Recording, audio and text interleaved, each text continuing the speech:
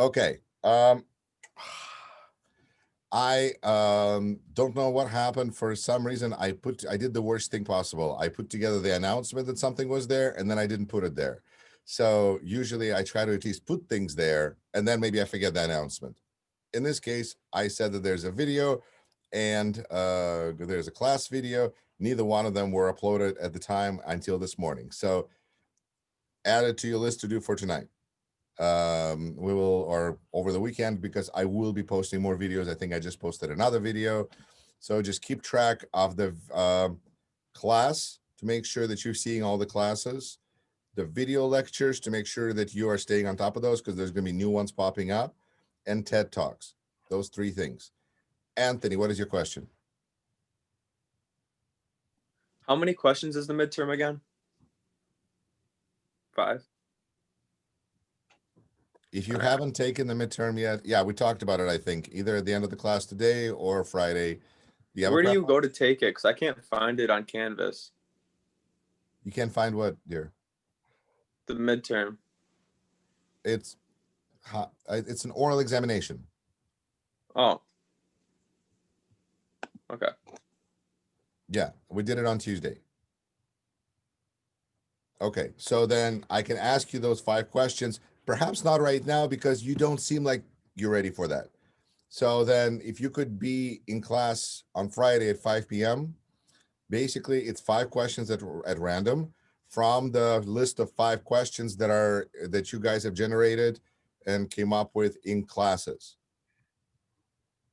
So you can just scroll through those videos, probably do a screenshot, and then study those 5 questions. Make sure you got all of them. I think there's a pretty small number, 20, 25 right now. It's not that many. All right. Does that answer your question? Okay, good. Let's see. Other questions before we shift to speeches? All right. Let's see. Who would, do we have a volunteer who would like to go first? Some people really like going first. Aha, I see Mark. Okay, very good. I was going to say not in this room, but there is one in every room. That's awesome. Who would like to go after Mark? Anthony. All right. Who would like to go after Anthony? Jared and then Elvin.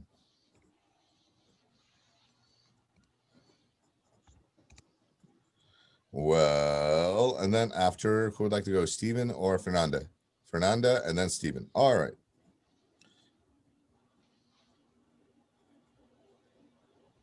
Stephen, I hate to tell you, but you're gonna have to be the most worried one. Because being at the end, you're like, I mean, on the inside. But it's like, if you go first, you just throw yourself in that fire, and then you're done. The funny thing is, every time I volunteered to go first, like I have a mini panic attack, like right before I start freaking out. Versus when I go like not first, I'm more calm and everything works out better. And In that case, if you know yourself, fantastic. Yeah. Usually I've noticed that people that like to go last, they're just actually like, at the end we go, so what did you learn? To go, I shouldn't have waited so long. And, if you know yourself, that's fine. Excellent. 1, 2, 3, 4, 5, 6. All right, we have between 4 and 6 minutes. I will tell you how long your time was when you're done. Everybody, please take some notes, and then after each speech, send feedback directly to the speaker using chat function. And the speaker, please at least even do a screenshot of those, so that if you get logged off or if we end the class without talking about your speech, that you have that saved, and then you can bring it back and we can talk about it later. So comments are very, very important part of public speaking. This is a hugely nice thing we do for each other, frankly. In that case, I'm going to mute myself and turn the floor over to Mark Still. Can you, I'm not sure. No, you don't have to share your screen. I'm just going to make you big speaker in my layout here. Mark, well, I do. I had 2 PowerPoints. I can eliminate one of those, but the first one, it's got a lot of information on it that I wasn't prepared to give verbally. Can you like start by sharing your screen and then unshare when you're done with it or something like that? I just don't want to, see you in this little screen and then have this one slide there for 5 minutes. But you do you. It's okay. It Oh, doesn't yeah, no, I was just gonna keep it up for like, part a of few it. seconds. Yeah, just a short part of it. It's kind of in the middle of my speech. Sure. It's technology, so good luck. That's all. So, and all I gotta do is do share screen. If you right, that's essentially it. Yeah. Let's see. Host disabled, participant screen sharing. Okay.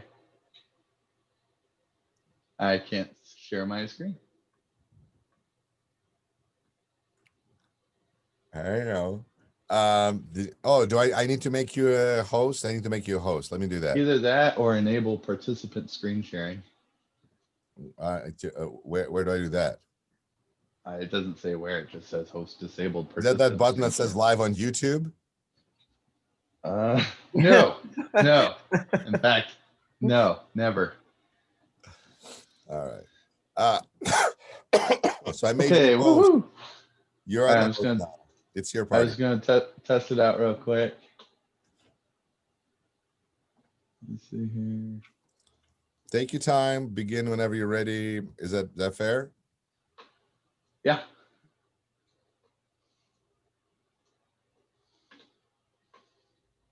Mm.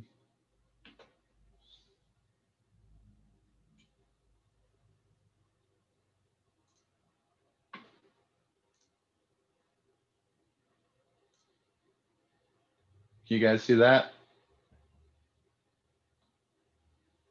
Oh.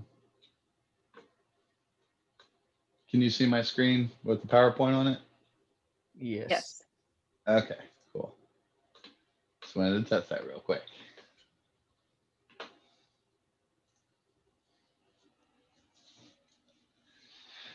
Okay. All right. So 69% cent potato.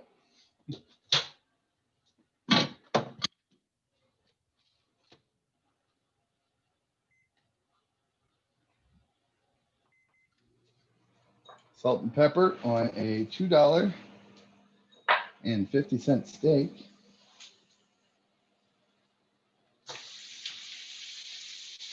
And 50 cents worth of asparagus is steaming. So, who here likes eating? Okay. Who here likes saving money? Now, who here wants to live a healthy life?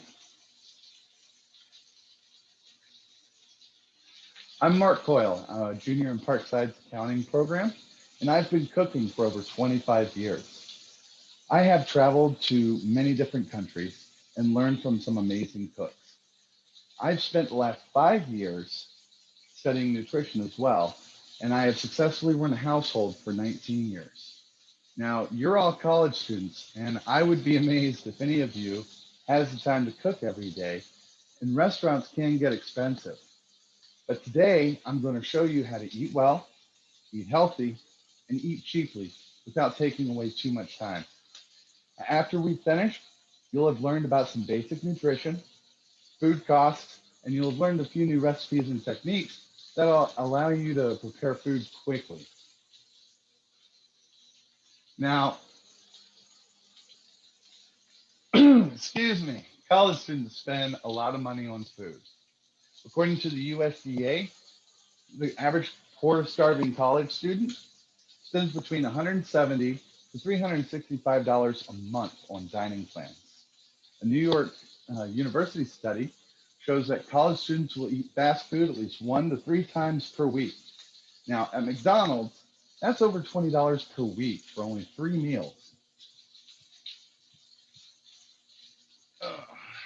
Now, I'm going to pull up my PowerPoint real quick and share my screen so you can see the cost of some groceries here. So we're looking at chicken, eggs, milk, salad, baby carrots, red potatoes, a good list of things that you're going to use when cooking. Also, they happen to be very healthy as well. Now, as you could have seen on that PowerPoint, I used the Pick and Save from the prices from their website. Now, that's a week's worth of healthy groceries for one person. That comes with $35.52. Now, this list can make meals averaging to $1.97 per meal. Now, at this rate, a single college student would only spend $142 a month on the same amount of food available to them on a $365 a month dining plan. Now, this takes us to my favorite part. Making all your meals every day doesn't have to be time consuming. A filling and nutritious breakfast can be made in a few minutes. Now, we'll start with the microwavable omelet from Mind Over Munch. First, we crack 2 eggs and we whisk them with either a fork or a whisk.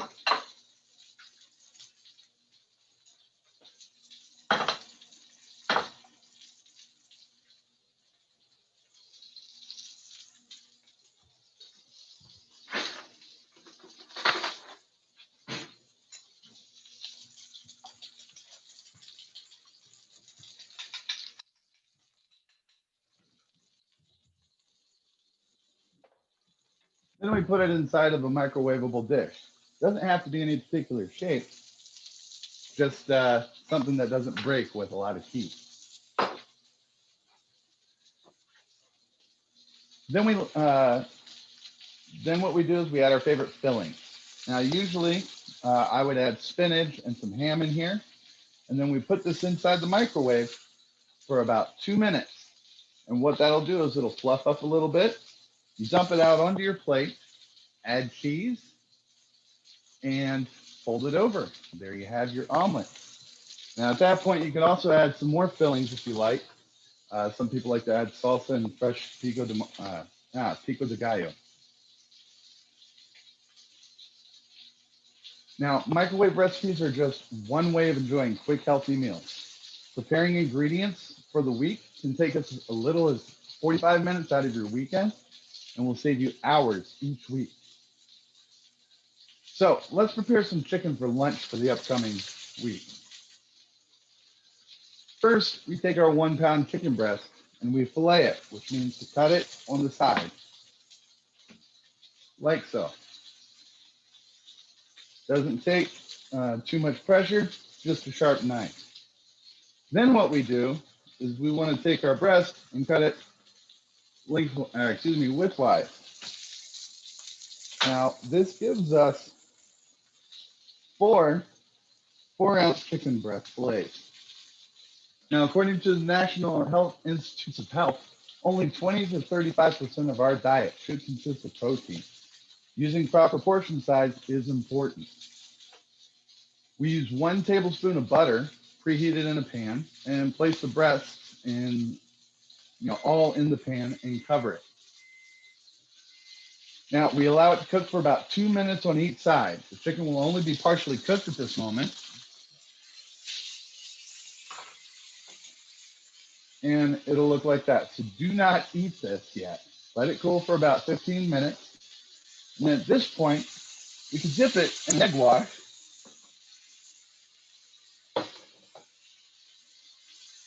And then some breadcrumbs.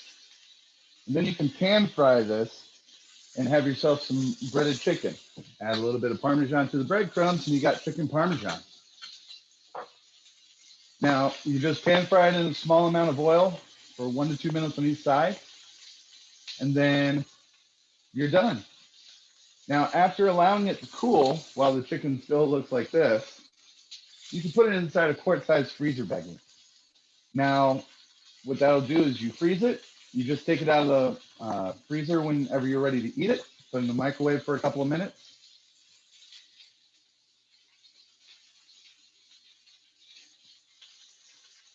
Now, fresh vegetables can be placed in a freezer bag as well with about 2 tablespoons of butter. And put a little bit of brown sugar in it if you're using carrots.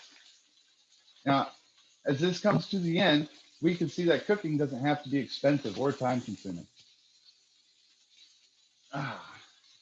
Now, it's simple to cook our own food quickly and inexpensively. Now, we have now seen how much money can be saved from cooking our own meals, and cooking healthy can be done very quickly. Now, you may think I've forgotten about dinner. I haven't. And the time it's taken to give this speech, our $2.50 steak, 69-cent baked potato, excuse me,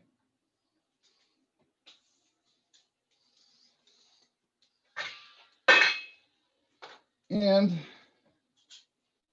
50 cents worth of asparagus is done. Bon appetit.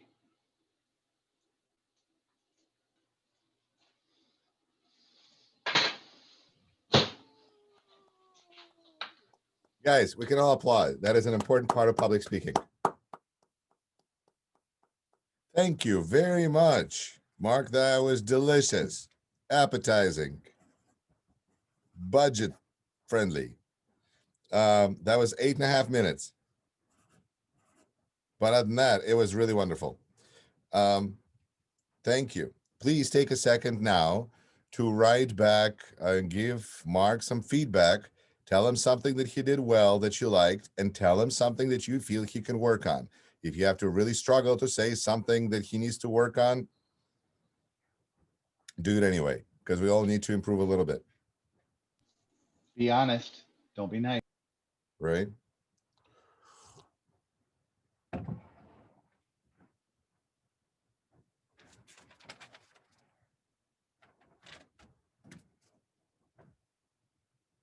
That was some sharp knife there, Mark. I was impressed. I was like, dang, like it wasn't like, it was just like, whoop. Oh no, dull knives, if you have to use fillet knives or do anything like that, dull knives are more dangerous than sharp knives. So you keep them as sharp as possible, so you have the least amount of pressure and decrease the chances of slipping. Makes sense. Makes sense. All right. You have some comments that are coming in. I don't want to discuss them. Just like, do you have some stuff coming in?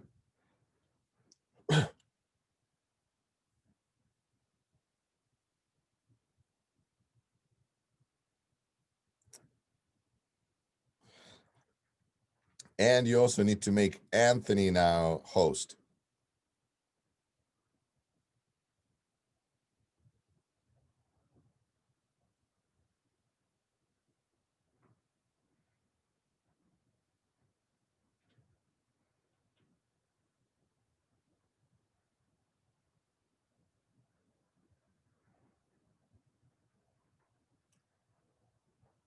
Anthony is now the host. Excellent. Anthony, go ahead. I'm going to mute myself. You may begin whenever you're ready. All right. Hi, my name is Anthony. I'm a freshman at Parkside, and my speech is on hockey rules. When you think of hockey, do you think of fighting or the big hits? Around 1.64 million people around the world play hockey every year, according to the IIHF. The IIHF takes a survey for all the clubs around the globe, and every year they add them all up, and in 2019 they got that number, 1.64 million. I've been playing hockey for 15 years of my life, and since I was 3. Hockey is my favorite sport, but every sport has rules that you have to follow, which sucks sometimes. My first rule we're going to get into is the rule of offsides. Depending on your age group, hockey is different in all ages. When you're like 10, I think, I'm pretty sure it's 10, you can have delayed offsides. And delayed offside is when the offensive zone is when the puck goes into the offensive zone and you guys are still back there, but you still have time to tag up. Here's a video on it. Let's see if this one will work. Right now. What was that? You can't see your screen right now, Anthony. Yeah, I'm getting there.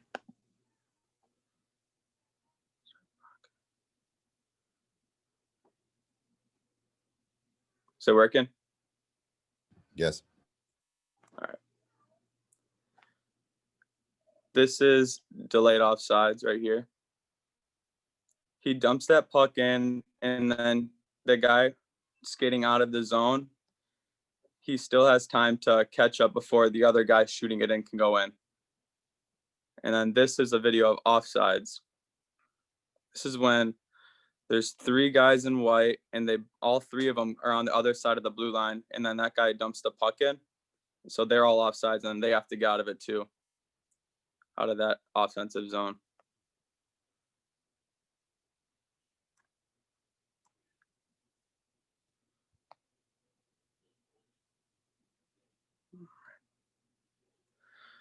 And then let me go back. Can you still see me? You? No. No? Now I How can about see- now? Yes. All right. But Now I'll explain one of the most common penalties I in don't hockey. see your face. I see That- your head now. You need to flip the camera. Sorry. Yeah, if you click on not screen sharing, that'll make it to where we can see you. Oh, there we go. Perfect. All right. Now I'll talk about what the hell. All right. Sorry. Now I'll explain one of the most common penalties in hockey, and that's tripping. Tripping happens when a player or a goalie places his stick, knee, arm, hand, or elbow in the way, which causes them to trip or fall. So here's a video on tripping.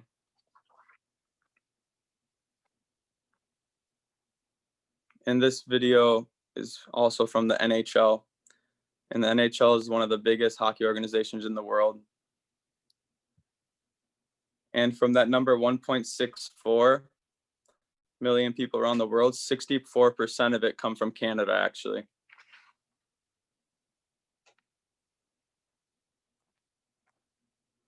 Here's tripping.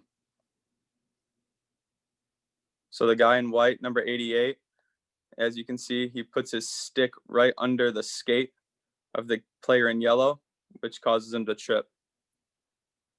Like that.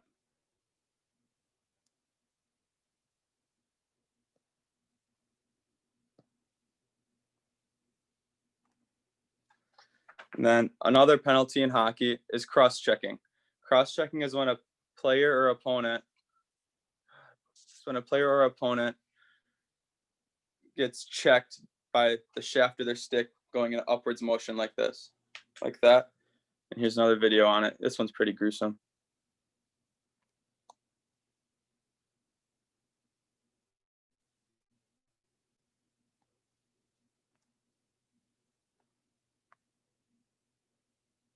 As you see, the guy in white from the LA Kings cross-checks number 20 on red, which causes them to fall.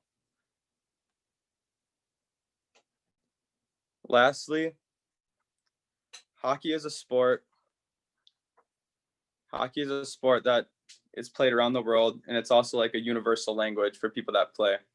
And so sometimes penalties and rules can get away of having fun and playing the sport you love to play, but sometimes it is a way of life. And that's my speech on hockey rules. Thank you guys for listening.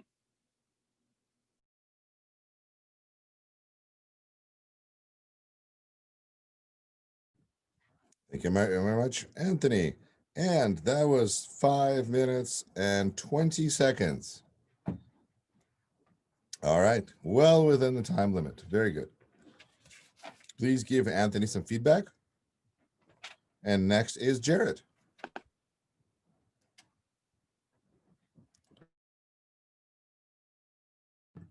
Anthony, you probably need to make Jared host now.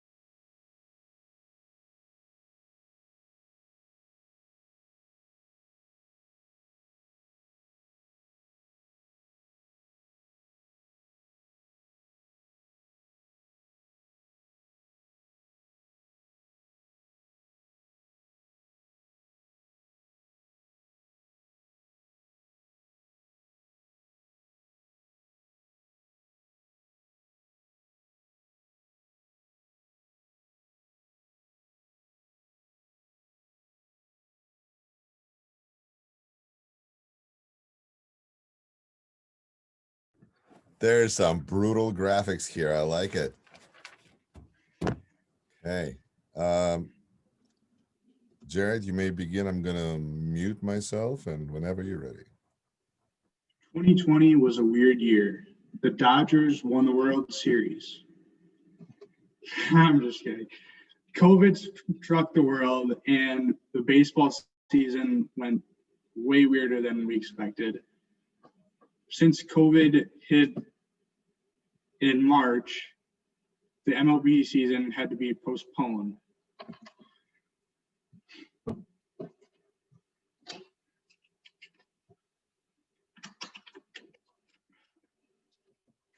I usually watch over 80 games of baseball in a year, and this year it was much different. Today I'll be talking about how COVID changed the MLB season.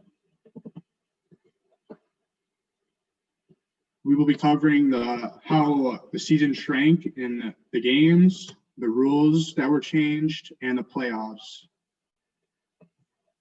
Going into the season shrinking, because of the COVID hitting in March, teams had to agree on a new season plan. According to MLB.com, the 30 MLB clubs, under the terms of the March 26 agreement struck by the league, agreed on a 60-game season. Usually there's 162 games in a year, and this season was shortened by a big margin.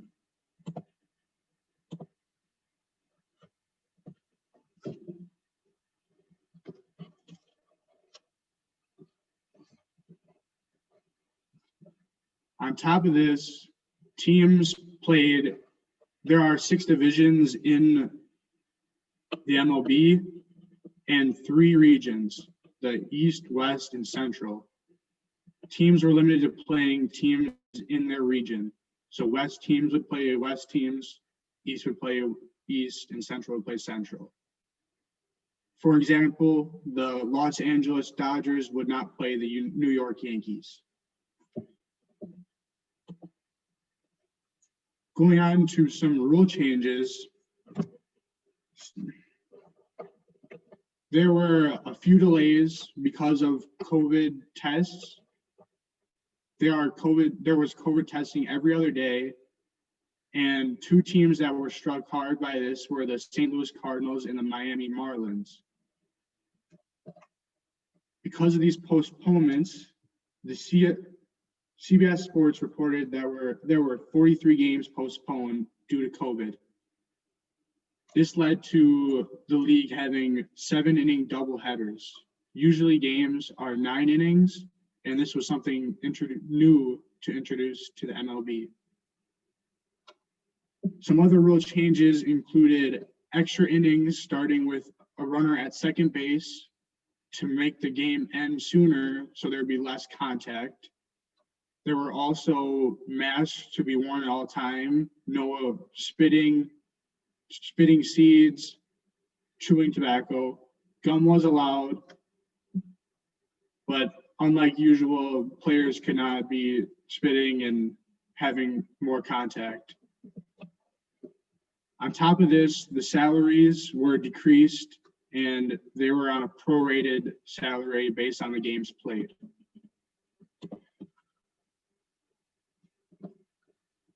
Not only the regular season was changed by COVID, but the postseason as well. The postseason, due to the regular season being shorter, the MLB decided to have more teams in the postseason as there would be less games to variate the better teams from the worse teams.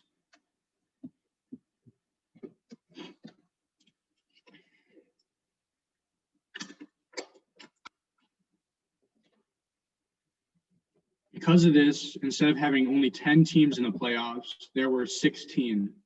There was the 2 highest seeds in the divisions and 2 wild cards from each league. This made 16 teams, and then they could have a wild card round of 3-game series, and then a 5-game NLDS, 7-game or LDS, and then a 7-game LCS and a 7-game World Series. The biggest change was the wild card round. There are usually only 2 games per, one in the AL, one in the NL, or 1 game to decide who goes to the NL or the LDS. Another change was the LDS and above was those games were played in neutral sites. So teams would play at the same site, and New York Times stated that teams would play 5 days in a row for the division series and 7 days in a row for the league championship series.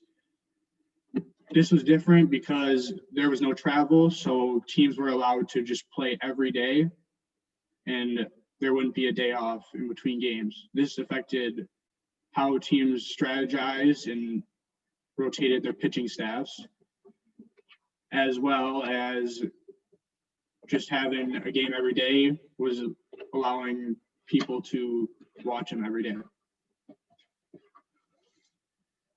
After all this was how the MLB season was impacted by COVID. There was a shorter season, rule changes, and a different playoff format. It was a weird season overall, ending with the Dodgers winning the World Series for the first time since 1988.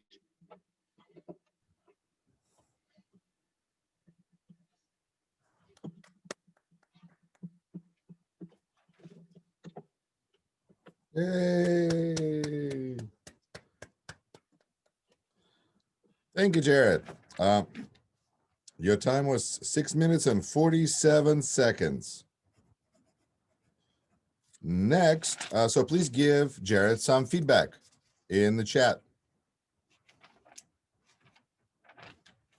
And Jared, please make Elvin the host.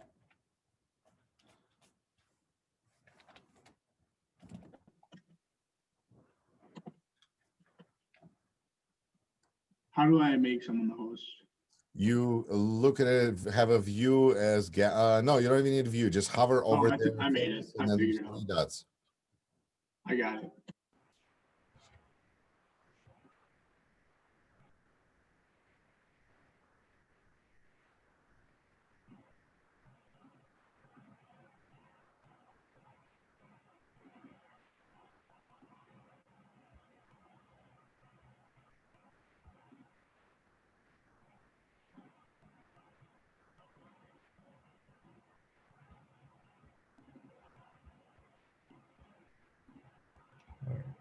I'm actually not able to. Am I able to put in PDFs or is it only PowerPoints?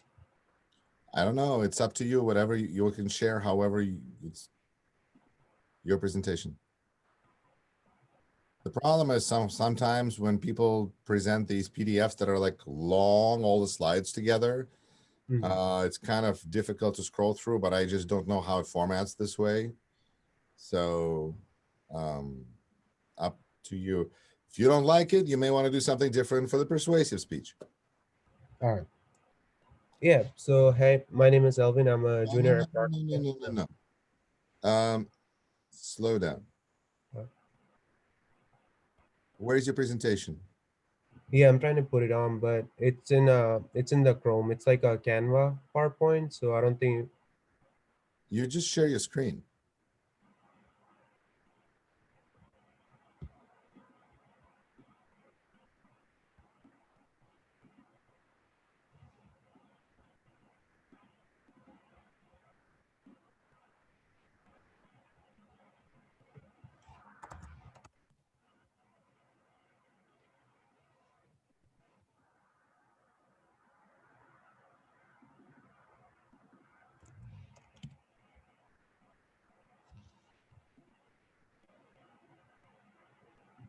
What seems to be the challenge?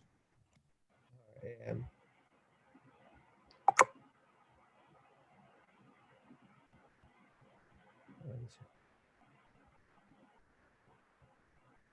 All right, there. This looks very close. Hey, look at that. There it is. Yeah, it was just system preferences. It wasn't set to share. All right. You may just a second. Let me pull up the timer. Stopwatch. I'm gonna mute myself. Looks fantastic. You may begin whenever you're ready. All right. Hi, my name is Elvin. I'm a junior at Parkside. So I'm going to be talking about how to invest. So everyone here knows about Warren Buffett. At least some of you might know. So he's actually worth $88 billion. And he didn't make that by building Facebook. He didn't make that by building any apps or creating Tesla or anything like that. He just invested in those companies. That's how he's one of the richest Americans in the world right now. So I'm going to show you how we invested or how do we invest to start. So investing doesn't mean investing in just in stock market. Anything you put your money in and that can double is an investment. So let's say you buy a house, let's say you buy an apartment. After a while, that increases in value. So that is an investment. So when you're buying a house, it's an investment. So for creating an investment, you need to create a tailored investment plan. So you need to know what your end goals are and you need to work on that. So you can start investing in stock markets by opening up Robinhood, Webull. There's many other apps that let you trade. So you need to open up an account. You need to find your risk level and you need to start investing. So when risk level is how much are you willing to lose or how much are you willing to gain? So how much of your savings are you going to put in? You have to take that all into account and you need to start investing.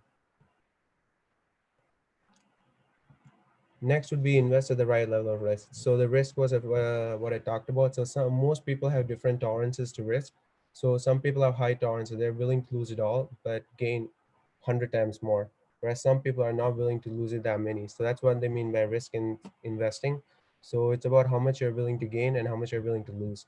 So if you invest in something that has the risk level to gain 100%, it also has the chance of it losing 100% all of it.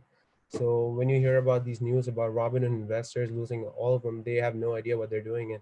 So there's a lot of new investors in now, and they have no idea what they're doing right now with investment. So you need to put a little bit of work and research in what you're investing in, and you'll be able to get there. I mean, you won't be as rich as Warren Buffett is, but you might be able to build a little bit of your wealth by investing.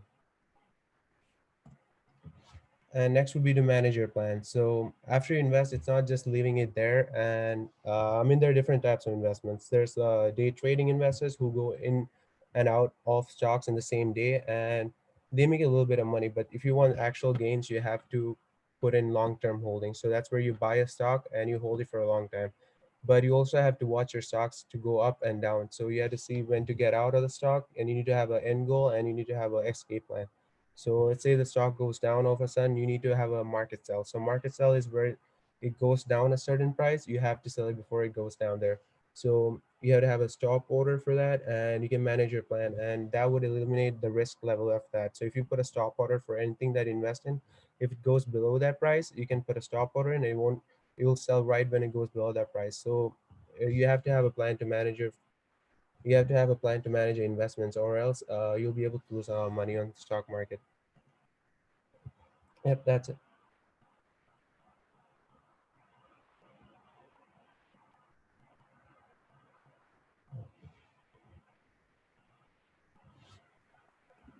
Thank you very much. That was 3 minutes and 20 seconds.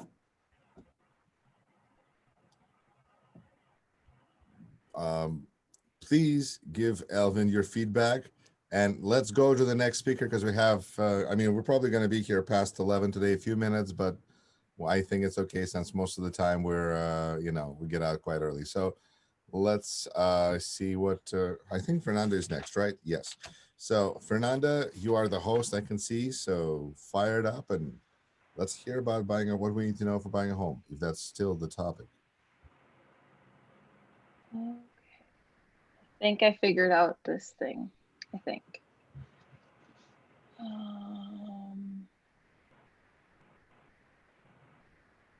Is it backwards? Nope. It looks backwards for you, but it looks great for us. Okay. It may look backwards for you, but for us, it looks great. Okay, that's fine. Just like. Can you still see me in the I presentation? can totally see you in the presentation. Just maybe move tiny little bit away from camera or something because it's Okay. almost, yeah, that's great. Yep. Okay. Okay, I'm going to mute myself. I'm going to enjoy this because I love this app. That's a great app. Okay. Oh, wait. No, hold on. Okay. I think I got it. Sorry.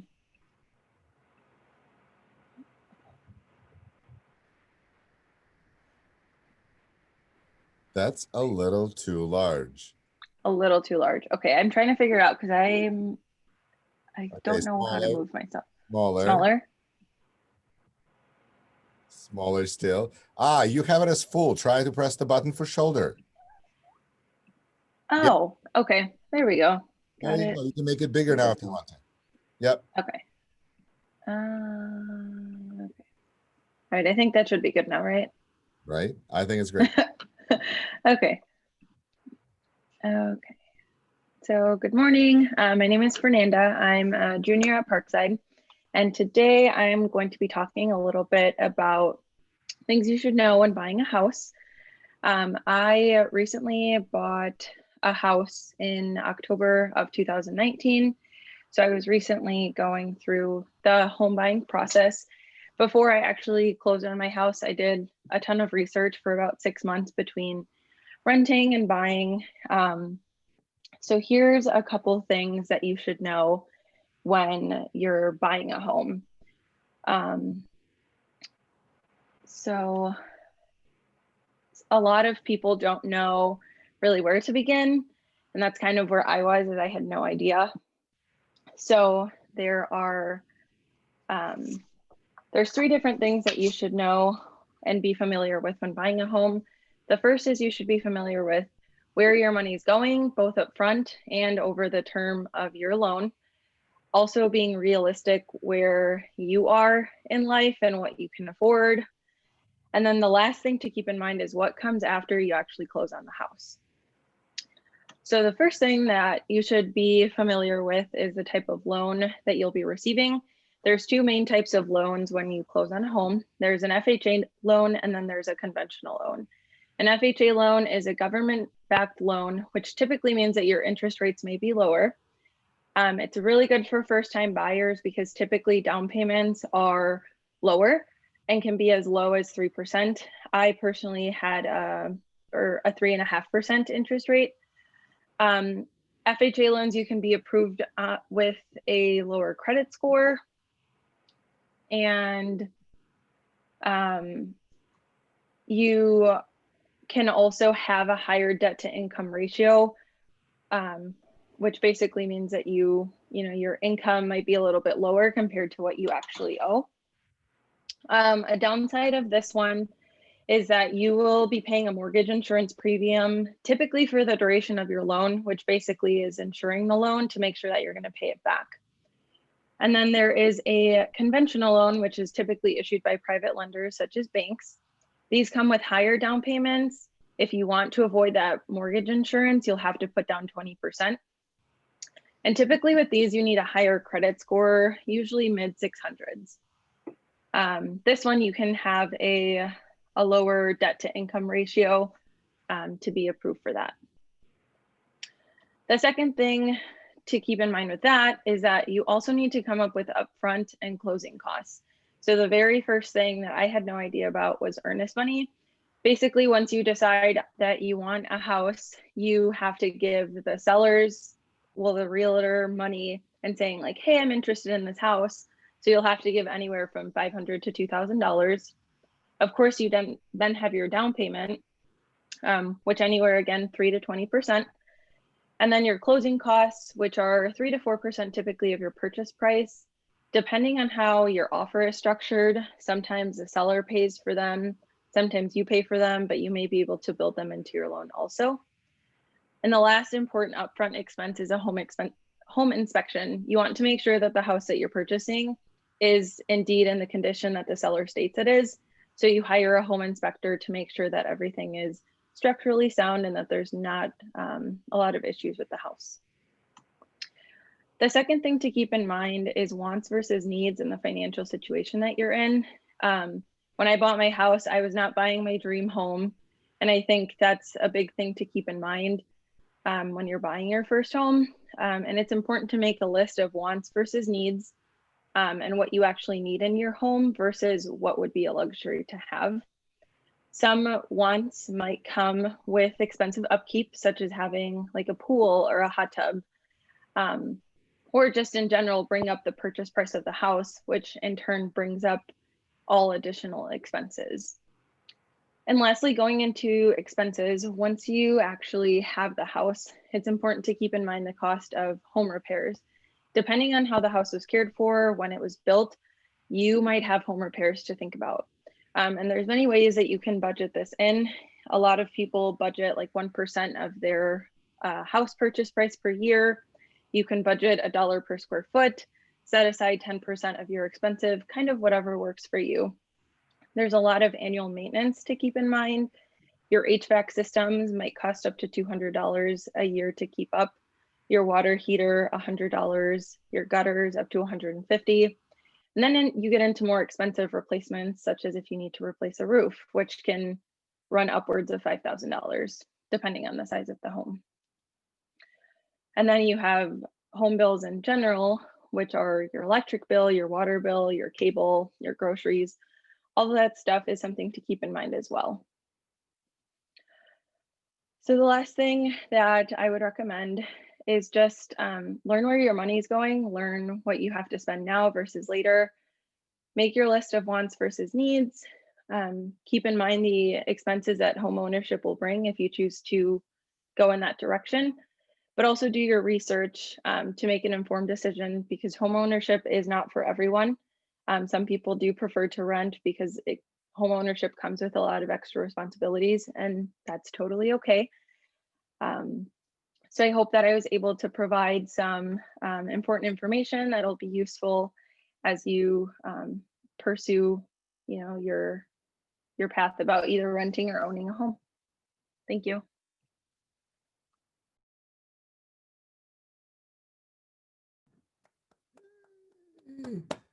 Hey, Fernanda, that was 6 minutes and 10 seconds. Da, da, da, da. Please give Fernanda your feedback in the chat. And Stephen, make sure to give some feedback to Fernanda. And then Fernanda, if you could make Stephen the host. And we'll see what happens next. All right, where do I change the host? You hover over Stephen's photo, whatever, video square, and then there's 3 dots. Yep, make host. Got it. Mhm. Done. Okay.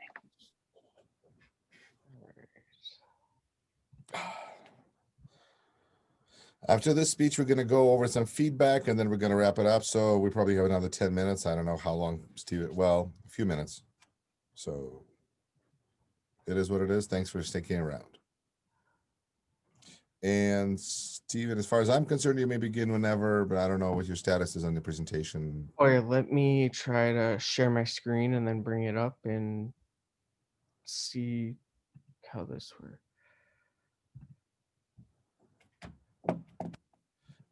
Well, Mark, I saw an email from you that I didn't address because I just saw it. You were you said that offered you to be beta tester. Is that still like, but not if you don't have an Apple, if you don't have a Mac? Well, no, it let me sign up to be a beta tester for the Windows version, but it said it may take a few weeks for me to get it. Oh, okay, because that's how I got into this app in the first place, because I saw like Google News, there was an article about it that it was in beta. I signed up, then later they sent me a link, and I've been using it for like good 3 months, and now they finally launched it, and now they're charging for it. So down the road, it probably still makes sense to sign up as a beta tester, but it makes sense that you wouldn't use it for this assignment. Yeah, And well, I mean, I would definitely use it for other classes. I don't know. You had such a full presentation there without any sort of an app. I think it's good. Anyway.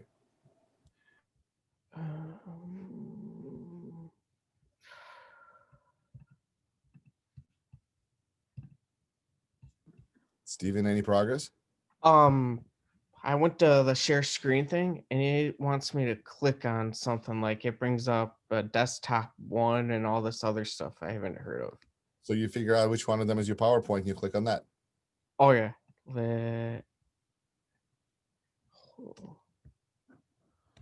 Ladies and gentlemen, you're all wonderful, but this is stressful for you.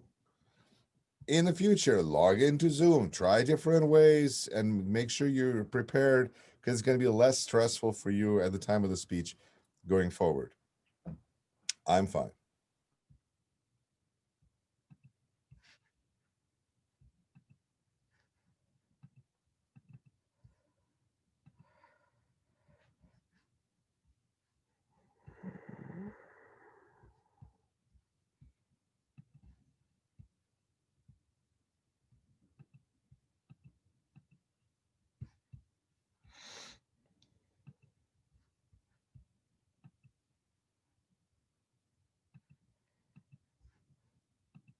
Oh, that's why. Oh yeah.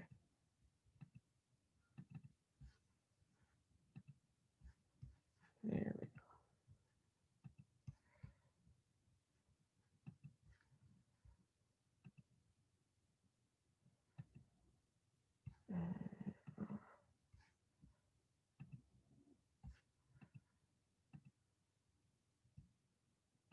Oh, I have my PowerPoint selected. Where do I go then? Hmm. I can't figure this out. You can do a screen share and open up your PowerPoint and share the PowerPoint from there. Screen share. Down at Oh. the bottom. Share, it says share screen. Yeah.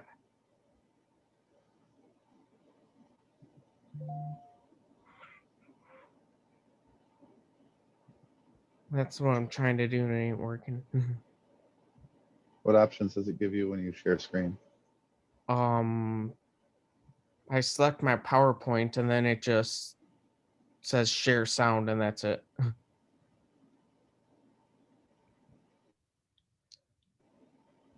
Yes, so click share sound.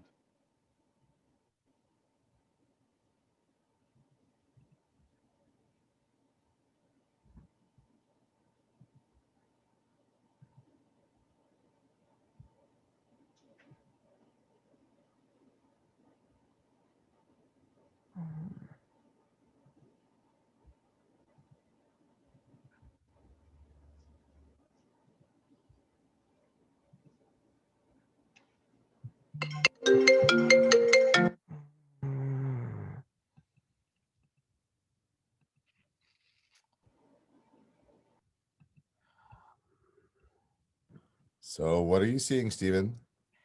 It's having me go into my system preferences when I try to share screen. And I think Alvin had something similar. because I have a Mac, if that helps.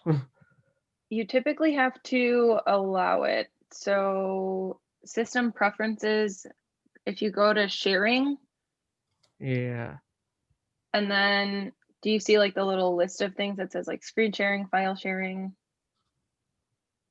Let's see.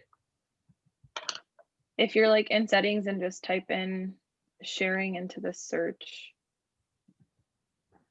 Or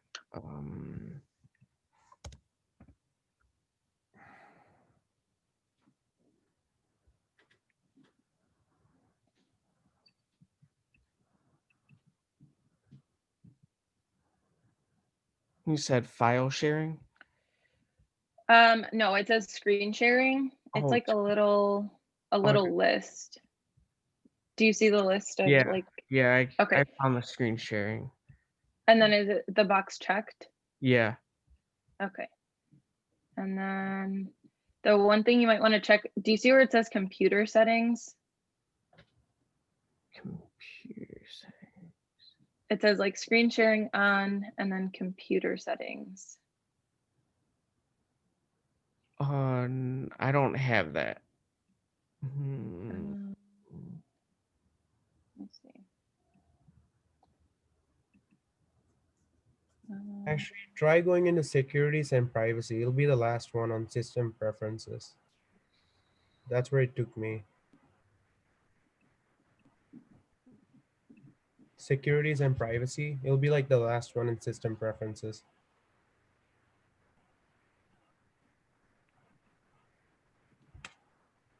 Oh yeah, and And then go to privacy. You open it up, there'll be like a privacy setting in there.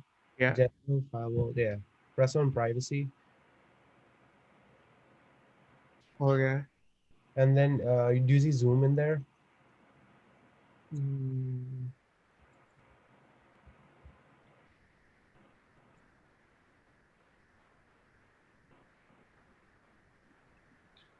no, it doesn't put Zoom in there for some reason. Oh, So there's the when you go to the security and privacy, are you on the camera tab? Yeah. Okay, and Zoom isn't listed? When I click the camera, Zoom is checked. So when it says allow the app to access your camera. Is it a matter of restarting something then?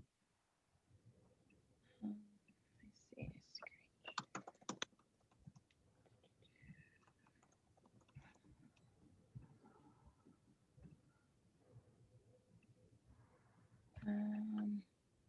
Yeah, because what I had to do is go into computer settings and just like check the box that says anyone may request permission to control screen.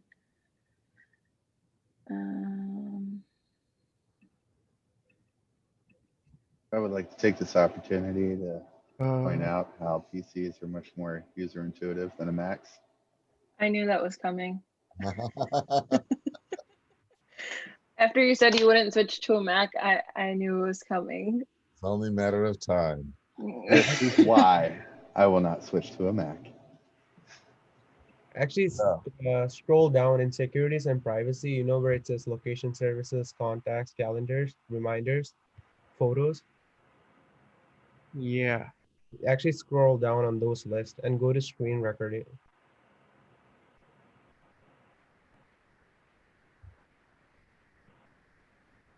Screen recording. Oh yeah, the red. Yeah.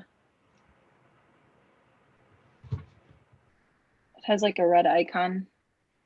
Mm-hmm. And then in that one, Zoom will have to be checked. Yeah.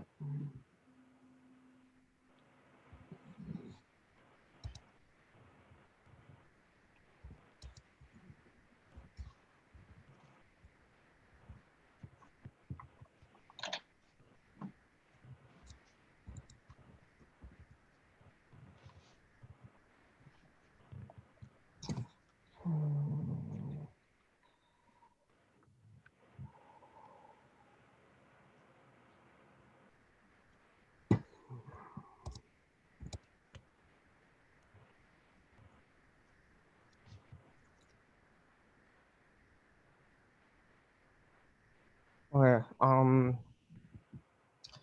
I can't figure it out, so I'll probably just I'll figure it out and then present Friday. All right. Fair enough. There's going to be a few people doing that then as well. Let's go over what we heard so far. Mark, what kind of feedback did you get?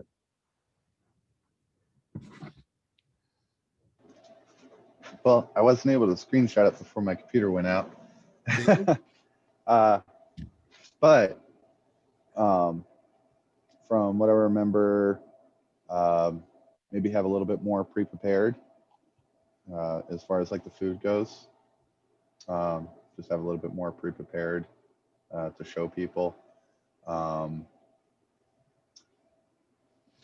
I do believe somebody said something about making it more ordering it better. So Okay. I thought I had an order down pretty good. My next question would be like, what's the most frequent one? Because sometimes we remember something that one person said that just happens to match our worst fears. And we're like, aha, they pointed it out. But maybe the most common feedback, which is the most important one, was something different. So do you remember what was just the most common? Actually, well, each person gave different feedback. No two people give the same feedback. All right. Well, that's okay.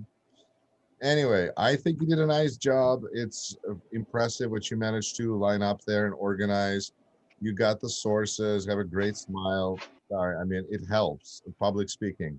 And of course, you were over on time because after we talked about how much you had to present, it's almost impossible to fit it in and still make us feel like, you know, there's information instead of just like wave of information coming in at us in 4 to 6 minutes. And the one specific suggestion, sir, you use your hands a lot, which is really good. However, you want to try to flip your hands palm up as much as possible, because this means like, I am telling you what to do. Then you do this, then you do this, then you do this. It's better than this. This is the worst. You should do this, and then you should do this. But it's best to flip your palms up. And then we're like, okay, he's not hiding anything. It's a mental trick. But since you're already using your hands, just flip them all the way around. And it's not going to feel like you're ordering us around. All right. Okay. Gotcha. Very nice job, Mark. Enjoyed the speech very much. Anthony, what kind of feedback did you get? Some people said I knew the topic well. Camera angle could have been better, a bit higher up, practice a bit more, Okay. and some technical difficulties on how they couldn't see the last video. It was a tough one to demonstrate. You know, you almost needed to have a picture and a laser pointer because like the offsides was just hard for me. I mean, I know what it is, and I was trying to visualize where the goal is, where the offense is, where the defense is. It was a lot. So it is what it is. If you give this presentation a bunch of times, you'd be like, oh, I need to make these adjustments. It's your first time, so you tried. And I think you tried well. A specific suggestion, just a little thing, but if you're going to say things like IHF, I don't know, is it International Hockey Federation, International House of Floors? I don't know. So if you're going to have an acronym for anybody, explain what the acronym stands for. It just helps your credibility. All right. But you did it, you know, because even with the technical problems that you had, you did it in between 4 and 6 minutes, which is what the assignment is about. I appreciate it. So good job. And you clearly know some things you can improve on for the next time. All right. Thank you, Anthony. Jared, what kind of feedback did you get? So for good, my presentation was pretty good, and I could have sounded more confident, and practice would have helped with that. Okay. I think you were very informative. You were very knowledgeable. You did a good job on the sources. It was a bit too much reading for my taste, but the reason you did that is because you gave us a ton of data points. And I'm suspicious, unless you're in a math or accounting class, of having a lot of numbers, because it gets overwhelming for people. And you really want to have a couple of numbers and then stories about this player or that player, because that adds color to it. If we're just listing data and then this rule was changed and this rule was changed and this happened, it seems like you have to read, because otherwise you have to memorize a lot of numbers.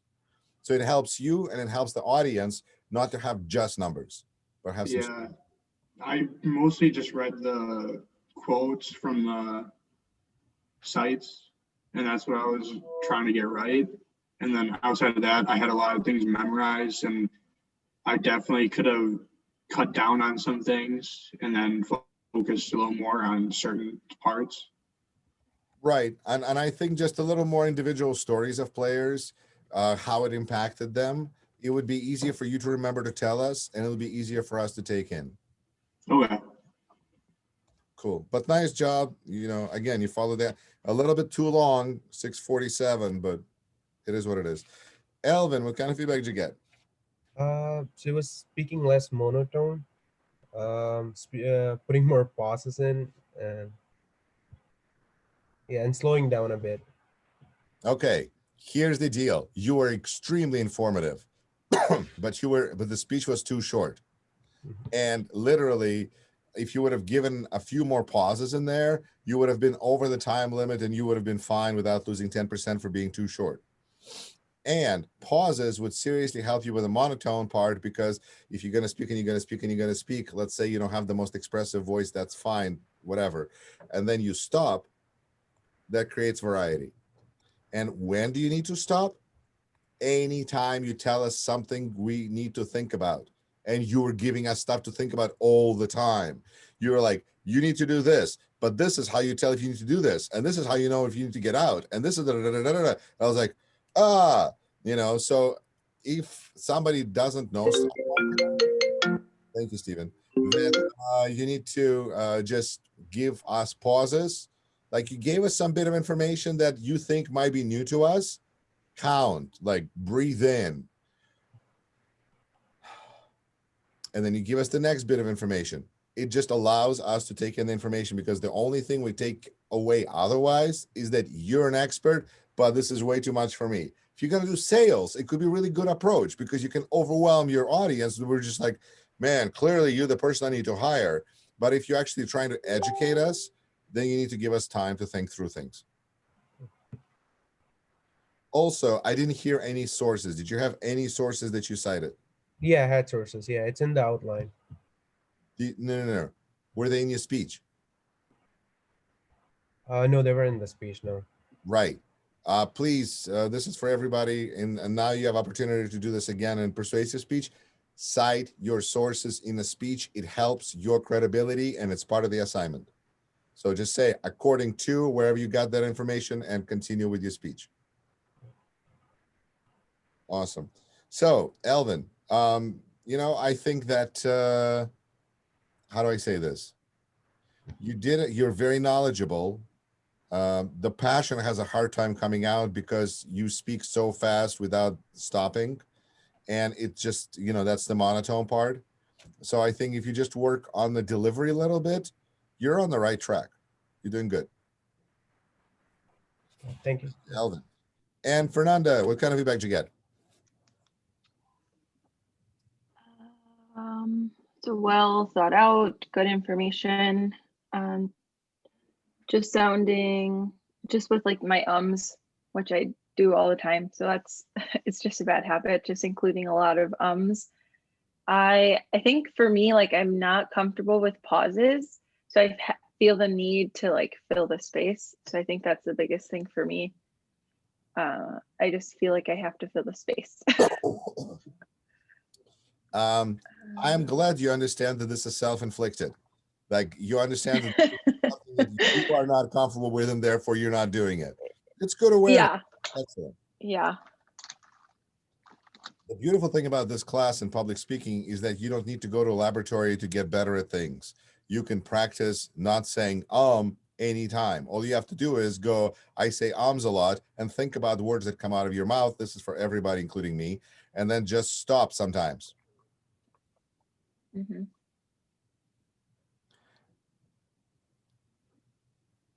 You actually gain a lot of control this way. You don't have to be like, and it sounds more panicky. But sometimes as we just go through the growing process and people start to pay more attention to us because we become more expert and whatever, then we slow down, we stop making those vocal fillers a little bit. Show through your speech that you're authority. Because you are an authority. Anyway, it was very informative. You had a ton of information. I didn't hear any citations. Did you? No, I didn't. I didn't cite them in the presentation. So that's something to work on. It's 3 points, but it is 3 points. So, yeah, I think other than that, you did great. One specific thing, I'm not going to ding anybody's grade for it, but I do need to let you know, I really like inclusive pronouns, because when you say, you need to do this, you need to do this, you need to do this, even though you're not pointing a finger at us, it feels like you. So I much rather suggest use we. The next thing we need to do, the next thing we need, we need to put earnest money down. It's a big struggle, and So the inclusive pronouns consider for everybody. And I think you did a really nice closing there when you said that home ownership is not for everyone. Because when you give an informative speech and you're telling all these things, you kind of need to pull back a little bit. We'll talk more about this for the persuasive speech, counter argument, but you did a very nice job. It was a responsible, informative speech. I appreciate it. So nice job, Fernanda. Thank you. All right. I think that is good for today, ladies and gentlemen. Thank you for your patience. Then if you haven't given a speech today, then Friday at 5, I look forward to seeing you here. You can log into Zoom free account and practice whatever you need to do to make sure your technology works before we begin. Then you'll be less nervous. And if you have any questions, stick around. Otherwise, bye-bye. Somebody make me a host. Yeah.